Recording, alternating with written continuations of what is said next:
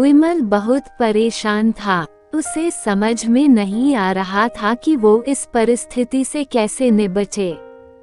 वो अपनी माँ को बहुत चाहता था, किंतु उसकी पत्नी और बच्चे उसकी माँ से बहुत दूर भागते थे, क्योंकि उसकी माँ की एक आंख नहीं थी, साथ ही उसकी कमर भी 90 अंश पर झुकी थी।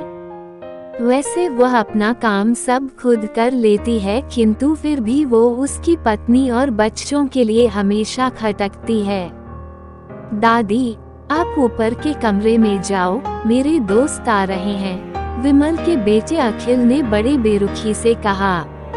पर बेटा, मैं तो यहाँ बहुत दूर बैठी हूँ, विमल की माँ ने बहुत प्यार से कहा। नहीं, आप उनके सामने मत रहो, वो मुझे चिढ़ाते हैं, अखिल ने जोर से डांटते हुए कहा। क्या हुआ अखिल, क्यों चिल्ला रहे हो? विमल की पत्नी कामनी ने किचन से ही आवाज लगाई। देखो ना माँ, ये दादी यही ड्राइंग रूम में बैठी हैं और मेरे दोस्त आ रहे हैं, अखिल ने शिकायत भरे लहजे में कहा। माँ जी, आप ऊपर चली जाओ, क्यों हम लोगों को लजवाती हो? कामनी ने बेटे का पक्ष लेते हुए कहा। बेचारी सरस्वती चुपचाप उठकर जीने के सहारे ऊपर जाने लगी। कमर झुकी होने के कारण उन्हें ऊपर चढ़ने में बहुत परेशानी हो रही थी, किंतु वो पूरी ताकत से ऊपर के एक अकेले कोने वाले कमरे में जाकर बैठ गईं। विमल बाजू के कमरे से सब सुन रहा था। उसे कष्ट हो रहा था कि उसकी माँ को अपमानित होना पड़ रहा है, किंतु वो असहाय था। अगर वो कुछ कहता है तो पत्नी और बच्चे उसका विरोध करने लगते हैं। दूसरे उनके तर्क भी सही लगते हैं। चूंकि वो एक प्रशासनिक अधिकारी था, उसका सामाजिक स्तर बहुत ऊंचा था, उसकी ससुराल भी एक उच्च घराने में थी, अतः वह चुपचाप इस तरह हर दिन अपनी माँ को अपमानित होते देखता रहता था। रात को विमल की पत्नी ने कहा, देखो जी, अब कुछ करो। कल कलेक्टर साहब की पत्नी आई थी। माँ जी अपनी देशी धुन धारा में उनसे मिली। मुझे बहुत शर्म आ रही थी बताते हुए कि ये मेरी सास हैं। मैंने कह दिया कि दूर की रिश्तेदार हैं, इलाज कराने आई हैं। विमल को रोना आ गया, किंतु फिर भी वह चुप रहा। उसे समझ में नहीं आ रहा था कि वो क्या करे। अपने बेटे की मन स्थिति को सरस्वती अच्छी तरह से जानती थी और बेटे को कोई कष्ट न हो इसलिए वो हर बात को चुपचाप सह लेती थी। विमल बहुत उदास रहने लगा। एक तरफ परिवार और सामाजिक स्तर पर जीने की प्रतिबद्धता थी, तो दूसरी ओर माँ। आखिर माँ से अपने बेटे की यह हालत नहीं देखी गई। एक दिन उसने अपने बेटे से कहा, विमल बहुत दिन हो गए हैं, मैं अपने गांव जाना चाहती हूँ, मुझे वहाँ पहुँचा दो, मेरा यहाँ मन नहीं ला रहा। किंतु माँ, वहाँ तो कोई नहीं है, तुम्हारी देखभाल कौन करेगा? विमल ने आश्चर्य से पूछा। अरे, सब गांव वाले तो हैं और वो तुम्हारे मामा जी तो उसी गांव में रहते हैं और फिर हम सारी व्यवस्थाएं कराएंगे न। कामनी को तो जैसे मन की मुराद मिल गई हो। हाँ बेटा, बहू सही कह रही है, सरस्वती ने लंबी सांस लेते हुए कहा। विमल जानता था कि गांव में मां की देखभाल करने वाला कोई नहीं है, लेकिन अपनी पत्नी की जिद के कारण वह अपनी मां को गांव छोड़ने पर विवश हो गया। मां को गांव छोड़कर आते वक्त उसे रोना आ रहा था तथा अपनी बेबसी पर गुस्सा भी आ रहा था, किंतु परिवार, पत्नी और समाज ने उसके इन मनोभावों को दबा दिया और वो सुकून सा महसूस करने लगा।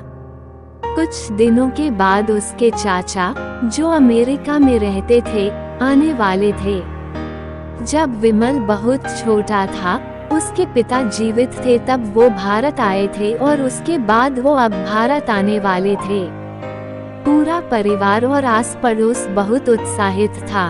अमेरिका से विमल के डॉक्टर चाचा आ रहे थे। डॉक्टर रमेश ने जैसे ही घर में कदम रखा, सबने मिलकर बहुत उत्साह से उनका स्वागत किया। क्यों विमल भाभी नहीं दिख रही, कहाँ है? डॉक्टर रमेश ने उत्सुकतापूर्वक पूछा। जी वो गांव में रहती हैं, यहाँ उनका मन नहीं लगा, कामनी ने सपाट लहजे में उत्तर दिया। डॉक्टर रमेश ने विमल की ओर देखा तो विमल ने अपनी आंखें झुका ली। डॉक्टर रमेश सब समझ गए, बोले कल हम भाभी से मिलने गांव चले गए सब लोग। दूसरे दिन सभी लोग गांव के घर में पहुँचे। देखा कि सरस्वती को बहुत तेज बुखार है और वो पलंग पर असहाय पड़ी है। डॉक्टर रमेश दौड़कर सरस्वती के पास गए, उनके पैर छूकर रोने लगे। सरस्वती की ये हालत उनकी कल्पना से परे थी। वाह बेटा विमल, तूने तो नाम उजागर कर दिया। अपनी माँ की ये हालत देखकर तुझे तो शर्म भी नहीं आ रही होगी। डॉक्टर रमेश ने विमल को लगभग डांटते हुए कहा, नहीं देवर जी, विमल का कोई दोष नहीं है, मैं खुद गांव आई थी। सरस्वती ने अपने बेटे का बचाव किया। मुझे सब पता चल गया भाभी, आप चुप रहो। क्यों बहू, तुम्हें अपनी सास की कुरूपता पसंद नहीं है?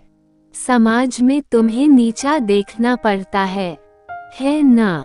डॉक्टर रमेश ने कामनी की ओर व्यंग्य से देखा। कामनी निरुत्तर होकर विमल को देखने लगी।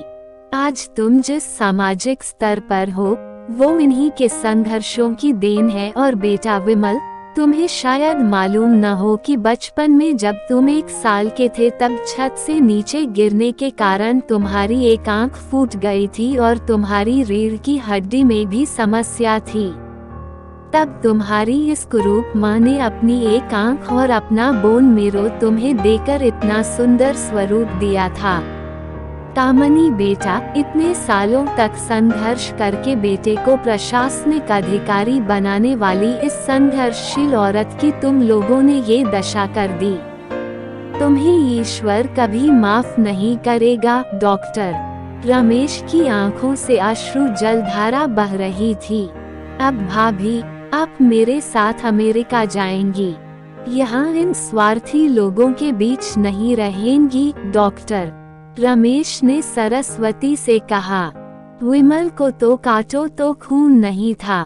डॉक्टर रमेश जो उसके चाचा थे, उन्होंने जो राज बताया उसके बाद तो विमल को यही लग रहा था कि उससे ज्यादा पापी इंसान इस दुनिया में कोई और है ही नहीं।